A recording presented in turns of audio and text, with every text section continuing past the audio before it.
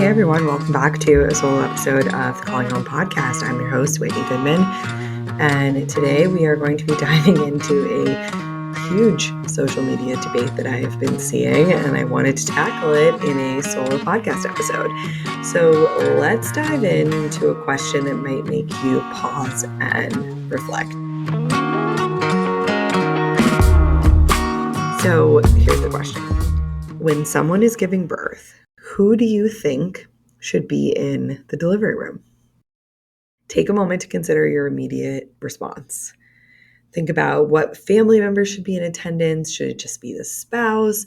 Should the person's mother be in the room? What about their mother-in-law? And I was really surprised by this issue because I didn't think this would be such a debate. But what I have found is that women of the older generation, both mothers and mothers-in-law, some of them seem to feel that they should be included in the birth of their grandchildren. And when I say included, they mean right there when the baby is coming out. And many of them argue that they should be one of the first to hold the baby and that this is their right and they're entitled to it. There's a lot of language like that. And I have to say that this is kind of unexpected to me. But the internet seems to be overwhelmingly divided on this debate. It appears that young millennial and Gen Z mothers believe that the person giving birth 100% decides who is in the delivery room. And some Gen X and boomer mothers and mother-in-laws believe that they have a right to be there, especially if they allowed their own family members to be in the delivery room with them. And so that's a really important part of this discourse, is that a lot of these women are saying, my mother-in-law was in the room with me. Why wouldn't you do it? Almost as if I don't know, they sacrificed that, or they maybe didn't really want to do it, but they just did what was expected of them. And now they think they should get that back. It's a super interesting argument. So I started looking deeper into this and I wanted to see some of the stories that people had related to this. And here are a few stories I saw that highlight this issue. One person said, my mother-in-law showed up mid-delivery demanding to be let in. And let me tell you, my nurses were ready to throw down. Another person said, not only did she show up, but she lied to the nurses and told them she was my mother.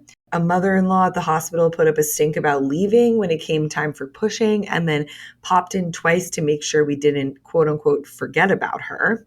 Another woman told her mom, I didn't want my mother-in-law in the room and got berated for it. So now I don't want either of them in here. This isn't about them. So the mom and the mother-in-law kind of both participating here.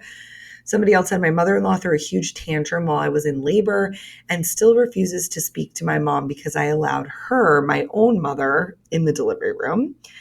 And my mother-in-law cried, saying I refused her of having a relationship with my daughter because she wasn't invited in the delivery and I wasn't open to shared feeding.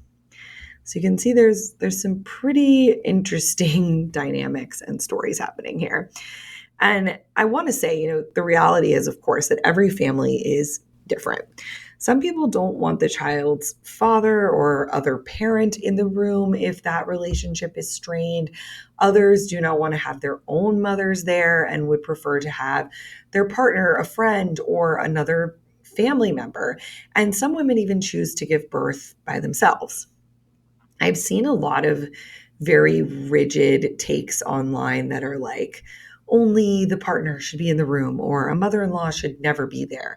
But I think it's, of course, ultimately a personal decision that depends on the preferences and dynamics of the person that's giving birth, of the other parent, etc. There's a lot of nuance here. So I want to walk you through some factors to consider when making this decision. And this might be good for parents of adult children who are having kids, as well as anyone who is about to give birth or thinking about having kids, to kind of think about some of these questions and these norms. So this is the first thing that I think is really important to me, is that birth is not a spectator sport. It is a medical procedure and it is extremely vulnerable. And you want to have someone that's there to support you and only you. And I did see this funny video that this girl was like, my mom is upset that she wasn't there for my birth, so I invited her to come to my colonoscopy. And it is like, this is the only like medical thing that we would say, oh, I should have an audience there for this. And I think that's something to think about. Giving birth is also a deeply personal and intimate experience, and it's essential for the expectant mother to feel comfortable and supported during labor and delivery. And so some women may feel more relaxed and at ease with only their partner or a selected few trusted individuals that are present in the delivery room. And it's really crucial to respect the expectant mother's wishes and prioritize her privacy and comfort during this vulnerable time. And so thinking about that, if you are a family member of someone that is pregnant, thinking about becoming pregnant, going to give birth soon, like really the question you should always come back to is like, how can I make this person most comfortable? This is not about me. It's about them and their safety and their level of comfort. And so how can I be the most supportive? Open communication and clear boundaries are also very important here when we're talking about who is going to be present during childbirth. And we want to make sure that the expectant mother feels empowered to express her preferences and her concerns openly, and that she's not going to be met with like a ton of pushback and shaming and arguing because that is what she wants. And so if the person giving birth is uncomfortable with the idea of their mother-in-law being present during childbirth, I think it's important to honor her decision and find other ways for the mother-in-law to offer support and involvement during the birthing process. And that might mean helping care for other children or pets, cooking, cleaning, doing laundry, taking care of the home, sending things to the hospital, updating other members of the family. There's so many other ways to be helpful outside of just being in that delivery room, especially if that does not feel helpful to the person who is most vulnerable in that moment. And of course, cultural norms and personal beliefs are going to influence whether or not a certain family member are present during the childbirth. In some cultures, it's customary for extended family members to be present during childbirth or like to offer support and celebrate the arrival of the baby in a specific way. But in other cultures, it's also considered a more private affair, and only immediate family members may be invited to attend. And I really believe, as a therapist and personally, that the mother's comfort should be prioritized over some of those cultural traditions that may be outdated, harmful. Maybe the women who practiced them before actually did not feel comfortable with that, and it was just put on them and was an expectation. And that's the big generational difference I see here, is that some of the women today, regardless really of cultural background, I think just as we've become more aware of mental health and therapy and boundaries and all these things, a lot of these people are much more willing and able to speak out about things that make them uncomfortable or are upsetting to them. And that can be very difficult for a generation of people who were taught that they were not allowed to do that or didn't have the skills to do it. And so I think there is this immediate gut reaction of like, no, that's not how we do things. That's not how it's supposed to be. And that can be super difficult. And so instead of labeling people as selfish or ungrateful or individualistic or not thinking about the family, I think it's important to think about like, what would you maybe have wanted, in those moments where you were so vulnerable and having a hard time? And did you really want all those people there around you? And if you had been given the choice, what would you have chosen? And if you still would have chosen to have that, how would it have felt to at least have been given the option, And we get to choose, for anyone that's giving birth or is pregnant, we each get to choose what we want. And then other people get to choose what they want in that moment. And that's kind of just the way it goes. So there are no fixed rules here, But these are some questions that I would work through with anyone you might want to include in the delivery room, and kind of asking yourself these questions about anyone that's asking to be there or that you've thought about including. So, will this person be helpful? Will they respect me if I ask them to leave? So thinking about like, okay, if you're going to get rushed in for a C-section or something bad's happening or it's getting very stressful, if you said to them, hey, I need some space, like, would they be able to respect that boundary? Will they respect my specific boundaries about telling people I am in labor and giving updates, whatever those are? I've heard a lot of unfortunate stories of like an in-law or a mother or, sister-in-law, whatever, posting a picture of the baby to Facebook before the parents have even been able to announce that the child was born, and, feeling that they got robbed of that moment. And so will they be able to respect any boundaries that you set? Do they have a calming presence, or will I be managing their moods? As someone who has had kids, I think this is a very important one to think about.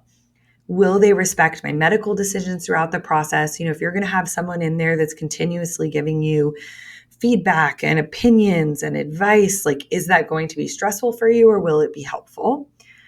Will I feel comfortable being vulnerable in front of them? You're going to be physically and emotionally vulnerable during this process. And so that's important to consider. Am I doing this for them, or am I doing this for me? And this is a complicated question because, of course, we could say, there are situations where you might say, I want my mom to be there. I know of a family where the woman who was giving birth, her mother had cancer and she was, terminal. And so this girl felt like, I really want my mom to be in there and I want her to be part of this moment because I don't know if I'm going to have many more of those moments. And so that was her priority there. And that makes sense. I saw a video the other day of a really elderly woman, I think she was in her late 90s, who was there to meet her great granddaughter, immediately after she was born. She was one of the first people to hold her because they didn't know how much longer she was going to be around. And so that was something that these people were doing for themselves and for others. And so there are these situations where there are, of course, exceptions to how this will be done. But if you have a family member who is yelling at you, telling you that they should get to be there, that it's their right, if you are allowing them to be there, I would bet that it's because you're trying to manage their reaction and how they're going to treat you and their experience of getting to meet the baby, and trying to do like damage control by allowing them to go, not really because it's a meaningful thing for you or for them. It's more about just putting out fires. So that's something to consider. So what do you think? Who should be in the delivery room? I would love to hear from you all on this and see what you think about this debate. Just a reminder, for the whole month of July, we will be talking about in-law relationships at Calling Home.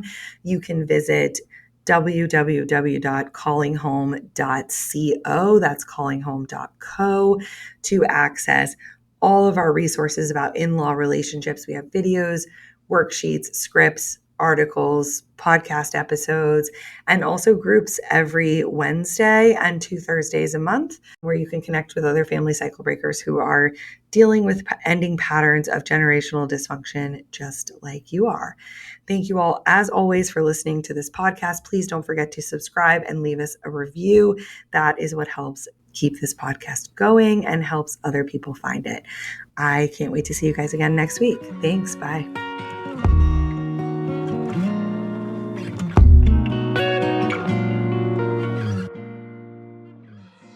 The Calling Home podcast is not engaged in providing therapy services, mental health advice, or other medical advice or services. It is not a substitute for advice from a qualified healthcare provider and does not create any therapist-patient or other treatment relationship between you and Calling Home or Whitney Goodman. For more information on this, please see Calling Home's terms of service linked in the show notes below.